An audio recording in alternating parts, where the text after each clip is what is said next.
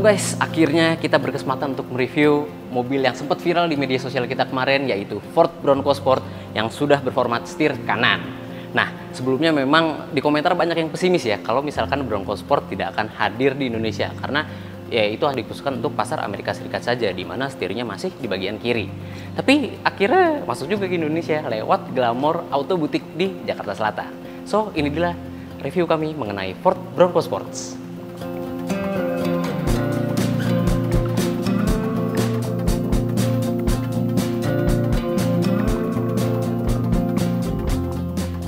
Sebelumnya, Bronco sendiri itu terdiri dari dua model.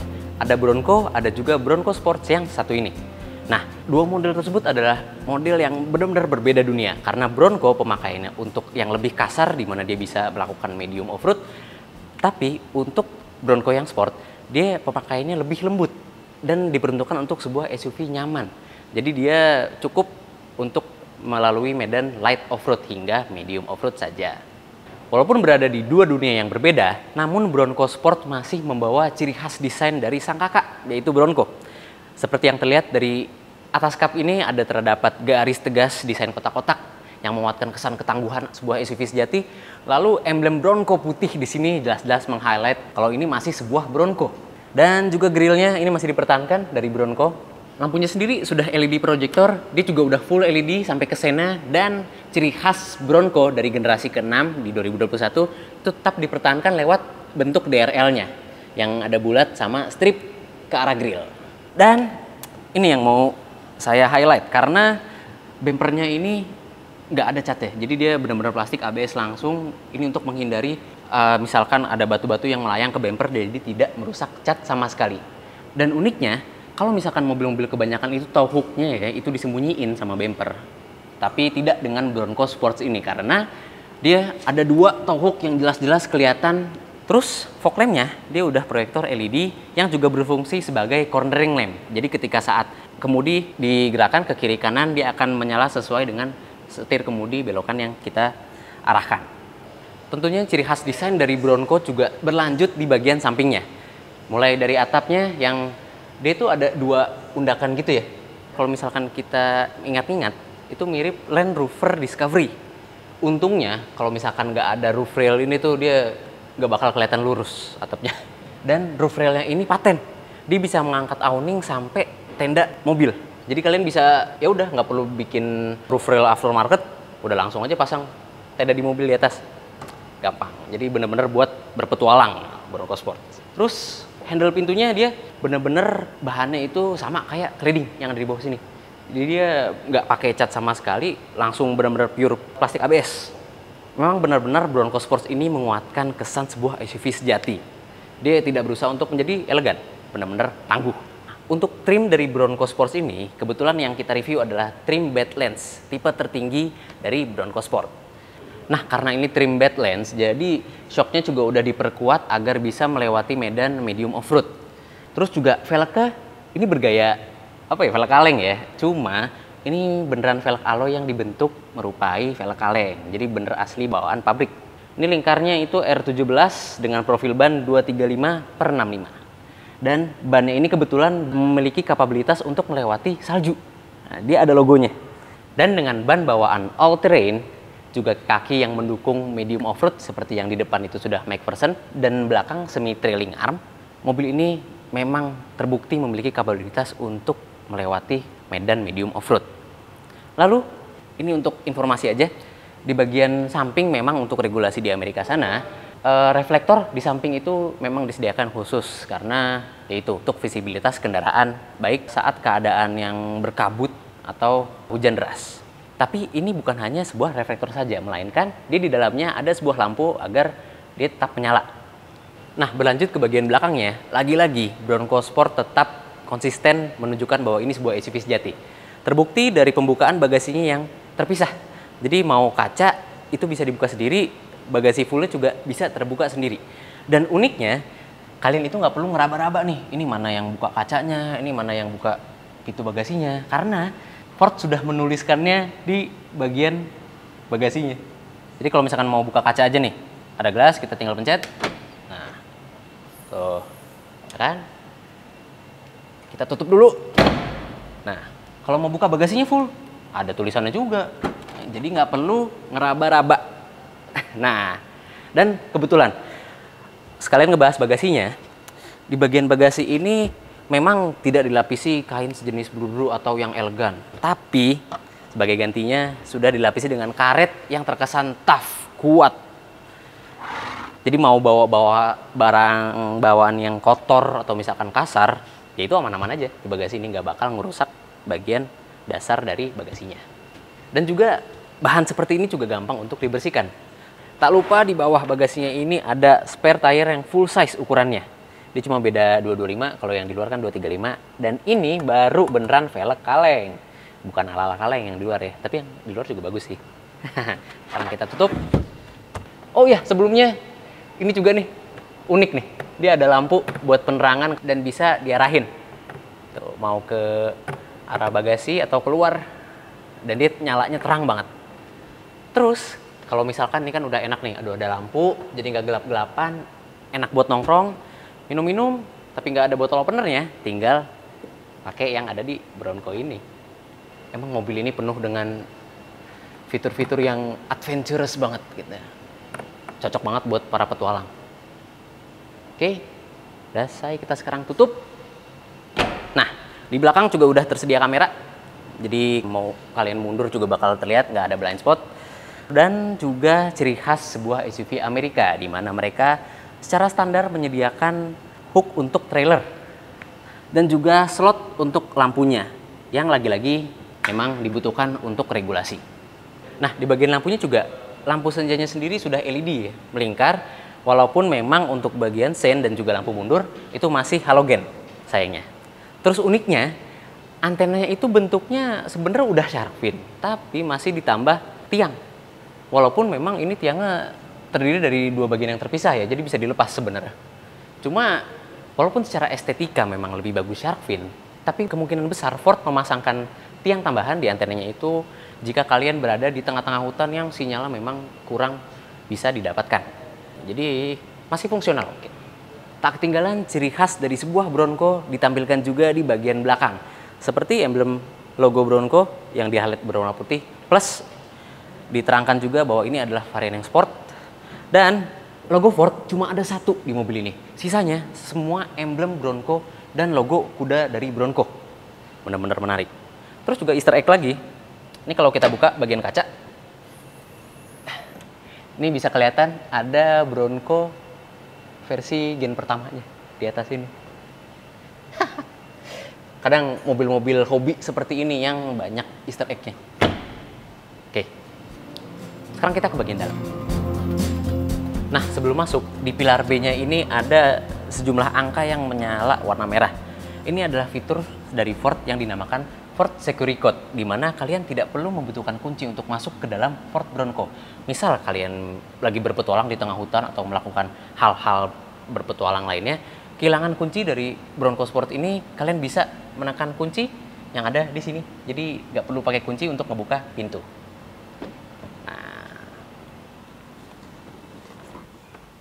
Sekarang kita sudah berada di interior Bronco Sport.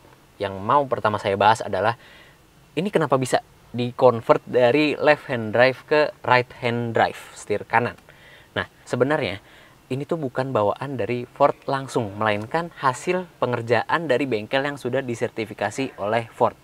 Jadi kalau kalian lihat di bagian ujung-ujungnya dari panel dashboard, itu rapih banget. Bahkan pengerjaan catnya pun warnanya senada dengan door trim. Tuh. Dia senada, ada bronze-nya gitu.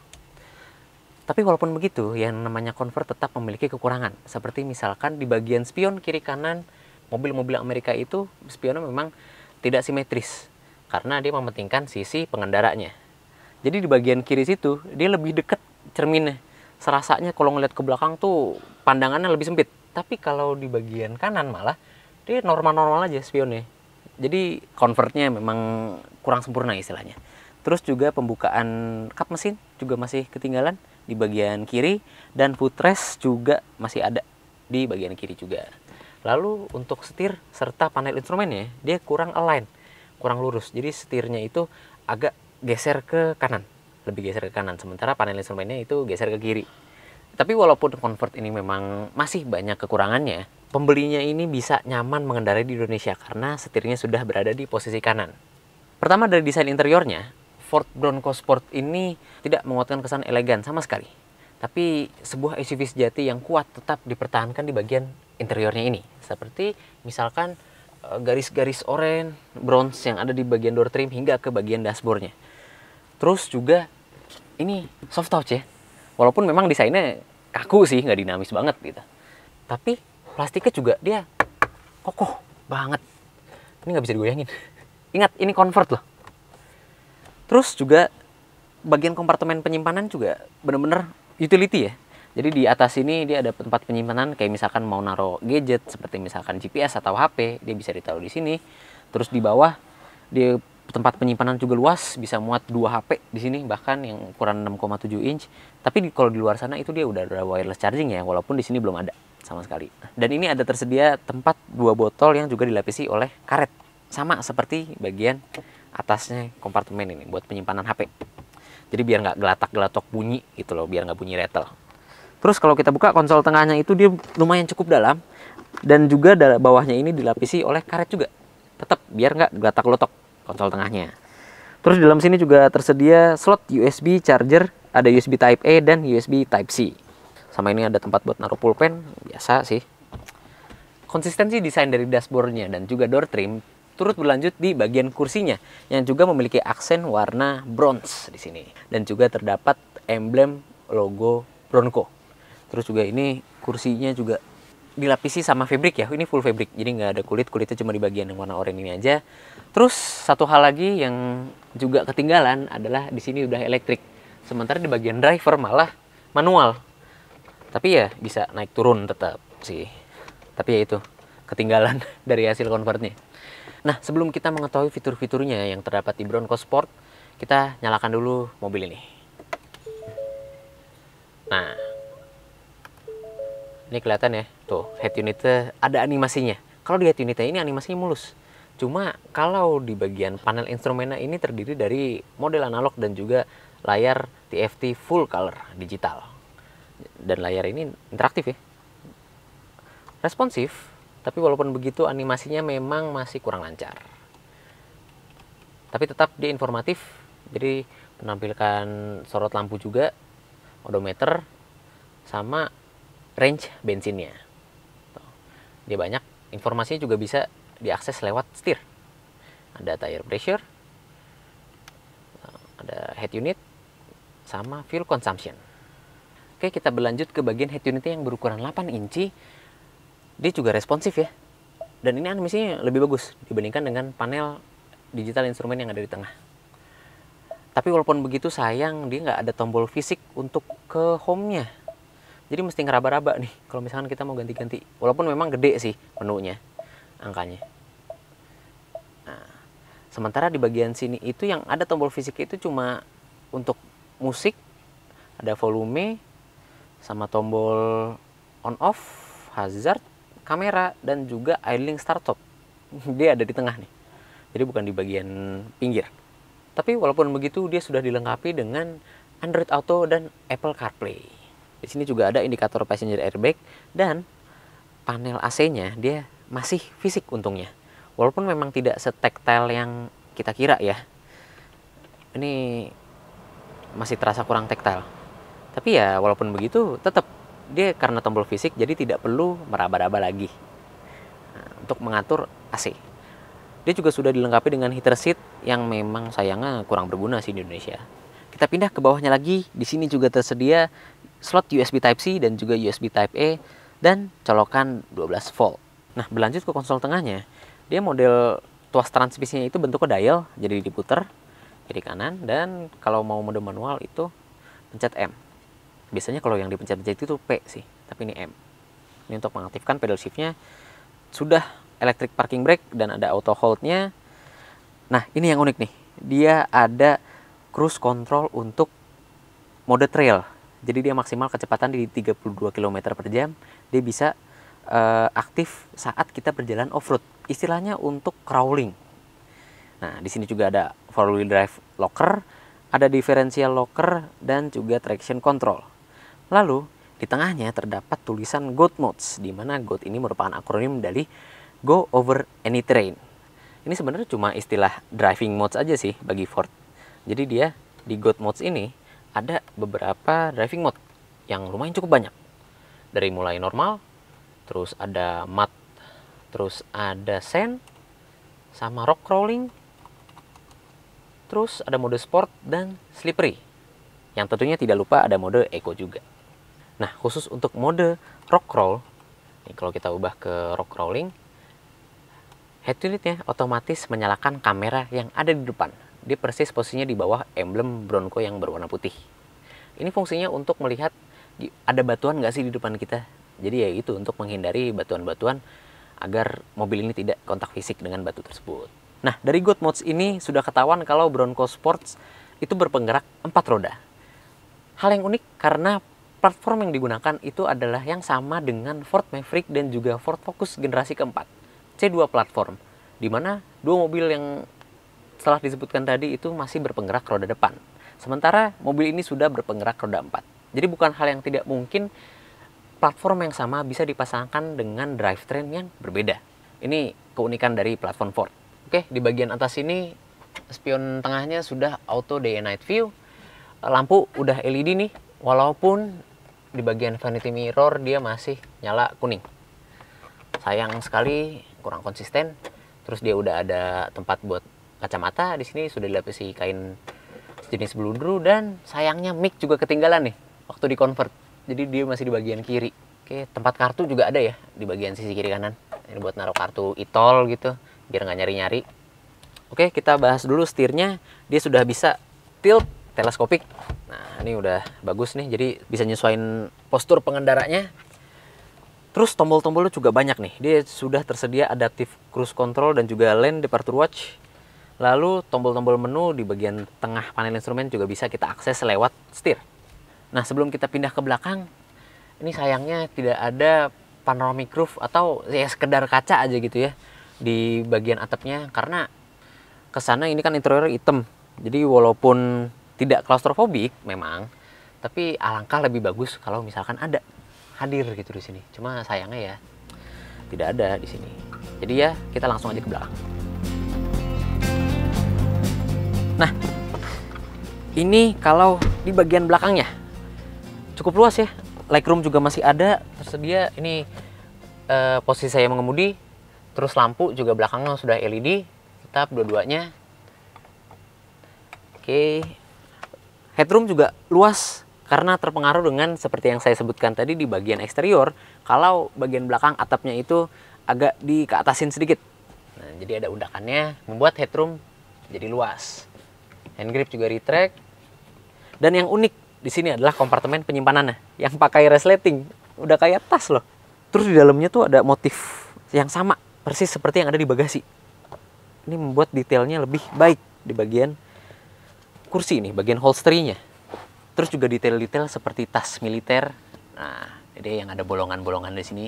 Jadi kalian mau taruh apa, center atau barang-barang kecil, misalkan pulpen atau gimana, itu bisa di sini nih, dicantolin. Terus di bagian konsol tengah juga terdapat ventilasi AC ya, walaupun kita tidak bisa mengatur suhu, kita hanya bisa mengatur bukaan ventilasinya saja. Dan ada colokan rumahan, tapi sayang ini masih format Amerika. Dia colokannya masih yang tipis. Oke, terus juga dia di bawah sini ada kompartemen penyimpanan juga untuk menyimpan barang-barang yang misal habis berenang gitu kan, yang basah atau gimana, itu bisa disimpan di bawah sini. Karena dilapisi oleh karet. Jadi aman kalau mau dibersihin. Nah, di sini juga telah disediakan 3 headrest dan seat beltnya yang tengah 3 titik nih. Jadi udah nggak 2 titik lagi. Dia di mounting ke jok langsung. Terus armrestnya tersedia 2 cup holder dan dia nggak lenje. Nah, dia emang kokoh ya. Build-nya dia nggak berasa tipis sama sekali, joknya empuk, enak untuk disenderin dan untuk jalan jauh. Ini benar-benar posisi santai. Nah, beralih dari interior, kita mulai bahas ke mesinnya. Untuk pembukaan kap mesinnya sendiri, dia kayak mobil-mobil Jerman ya. Jadi ditarik 2 kali. Sayangnya dia belum hidrolik. Dan akhirnya ke reveal. Ini trim Badlands di mana mesinnya itu sebesar 2000 cc dengan EcoBoost. Jadi dia menghasilkan tenaga sebesar 250 horsepower dengan torsi 375 Nm. Di mana untuk sekelas mid-size SUV, tenaga tersebut sangat cukup, bahkan bisa dibilang berlebihan untuk sebuah SUV yang sekelas CR-V atau X-Trail yang benar-benar wow. Torsinya galak banget. Kesimpulannya, Ford Bronco Sport ini cocok untuk kalian yang ingin sebuah medium SUV yang bisa diajak kongko di tengah perkotaan maupun diajak healing keluar kota, sekedar off-road ringan maupun medium. Dia memiliki kapabilitas untuk hal seperti itu. Dan juga dia membawa heritage sebuah Bronco yang kuat akan nuansa off-road, sehingga budaya off-roadnya itu terasa kental sekali di Bronco Sport ini. Namun jika Anda ingin memiliki sebuah Bronco Sport, sayangnya mobil ini masih belum disediakan oleh ATPM Ford di Indonesia. Bronco Sport ini tersedia lewat importir umum, jadi kalian harus sedikit usaha. Dan kalau kalian ingin mengetahui harganya, itu kalian bisa hubungi nomor di bawah ini ke Glamor Auto Boutique di daerah Jakarta Selatan. Kita juga terima kasih banyak untuk Glamor Auto Boutique yang telah menyediakan unit yang bisa kita review. Oke, begitu saja ulasan kami mengenai Ford Bronco Sport kali ini. Nah, jika kalian belum subscribe ke Autonet Max, tekan subscribe dan tekan juga loncengnya untuk mengetahui video-video kita yang seru berikutnya. So, saya Bagas Satrio, sampai jumpa.